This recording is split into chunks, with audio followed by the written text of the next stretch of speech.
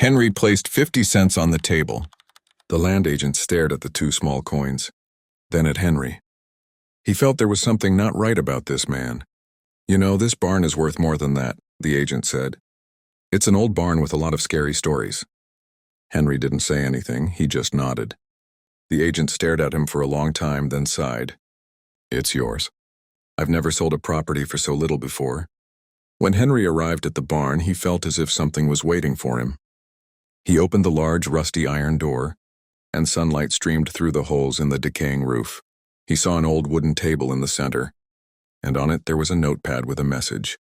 It read, "If you're reading this, it means you've come to a place where you shouldn't be. I've run, but only a fool would follow me." Henry felt that something was wrong. He walked over to a cupboard nearby and saw a small iron box. On the box there was a terrifying drawing of a skull and a spine. Henry felt a shiver run down his spine, but it wasn't from the cold. He looked from the chilling message to the small iron box. The skull and spine seemed to stare back at him. He knew this wasn't a joke. This was a warning. The kind of warning you leave for someone you desperately want to stop. He picked up the box. It was surprisingly heavy, much heavier than its size suggested. The lock was rusted shut and no key would ever fit it. He found an old rusty hammer and a chisel on the ground. With a single powerful hit, the lock snapped. He opened the lid slowly, half expecting something to jump out at him. But the box was empty, almost. Lying on the bottom was a single old film reel. It wasn't a movie reel, but a scientific one, the kind used for old research cameras. There was a handwritten label on the side that read, "Elias Thorne, Project 5. Henry had never heard of an Elias Thorne. He placed the reel back in the box and looked around the barn. The place was almost entirely empty, just dust and decaying wood. But then he noticed it, a single, thin wire running from the wall to a small opening in the floor, hidden beneath a pile of rubble. It was a wire for an old film projector. He realized the box wasn't meant to be opened here, but somewhere else. He was a piece of a puzzle, and this was just the first clue. He carefully dug through the rubble until he found a small trapdoor. It was not a simple wooden door, but a thick metal plate. It was heavy and cold, and a single rusted handle was the only way to open it. He pulled with all his might, and with a low groan, the trapdoor began to lift. A wave of cold air smelling of damp earth rushed out, and an oppressive darkness stared back at him. He was no longer just in a barn. He was at the entrance to something buried deep. A feeling of dread crept over him, a feeling that no matter how much he wanted to leave, he had to see what was inside. Henry took a deep breath, the cold air filling his lungs. He lowered himself into the darkness, using his phone's flashlight to guide him. It wasn't a mine shaft or a tunnel. It was a small, dusty basement, but it was unlike any basement he'd ever seen. The walls were made of smooth gray stone, and symbols were carved into them, strange shapes that looked both ancient and futuristic. The air was still and heavy, and a low, almost inaudible hum filled the space. In the center of the room, an old film projector stood on a wooden pedestal. It was dusty and worn, but a single, thin wire connected it to a small box on the floor. Henry realized this was the power source. He walked over to the pedestal and saw a message carved into it. The reel must be played. The truth must be seen. Henry took the film reel from his pocket and placed it carefully on the projector. He connected the wire to the box on the floor and turned the crank.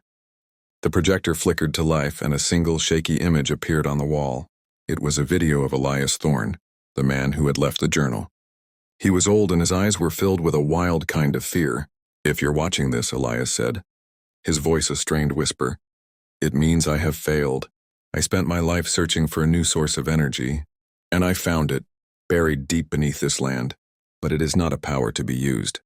It is a power that sees." Elias pointed the camera at a large pulsating crystal. It was breathtakingly beautiful, its colors shifting and swirling. But as the camera moved closer, Henry saw something that made his blood run cold. Inside the crystal there were not just colors, but images, the faces of everyone who had ever tried to claim this land. He saw the previous owners of the barn, the ranchers and the miners, all trapped in a silent, beautiful prison. The geode wasn't cursed. It was alive. It was a keeper of secrets, a living record of every person who had tried to exploit it, and now it was waiting for him. Henry's own reflection appeared in the crystal, his face distorted by 1,000 others who had come before him. He was a new addition to the collection. The projector went dark and the chilling hum of the geode filled the silence. Henry was now faced with a choice. He could leave the geode to its silent vigil and escape, or he could try to claim its power and risk becoming another face in its crystal prison. The geode hummed, its gentle light a deceptive beacon in the darkness. Henry felt a pull, a strange magnetic force drawing him closer. The faces within the crystal, the ranchers, the miners, the desperate people who had tried to seize its power, seemed to be screaming, their silent agony a warning he could not ignore. He thought of the land agent's words. Only a fool would follow. He had been that fool. He was on the verge of leaving when a new face appeared in the crystal. It was a young woman, her face full of terror. Henry recognized her from the second journal he had found. It was Elias Thorne's companion. Her lips moved, and Henry heard her voice in his mind, not through his ears, but as a thought. He thought it would make him a god, but it doesn't give power. It takes it. It feeds on the ambition of those who try to control it. Henry finally understood. The geode wasn't an energy source. It was a psychic parasite, feeding on the greed of its victims. It didn't give power. It simply took it, trapping their consciousness within its crystalline structure. Elias Thorne wasn't a madman who had run away.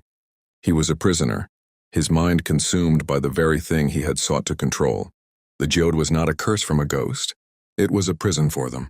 With a newfound purpose, Henry knew he had to stop it. He couldn't just leave. The geode had found him, and if he didn't do something, it would eventually find someone else.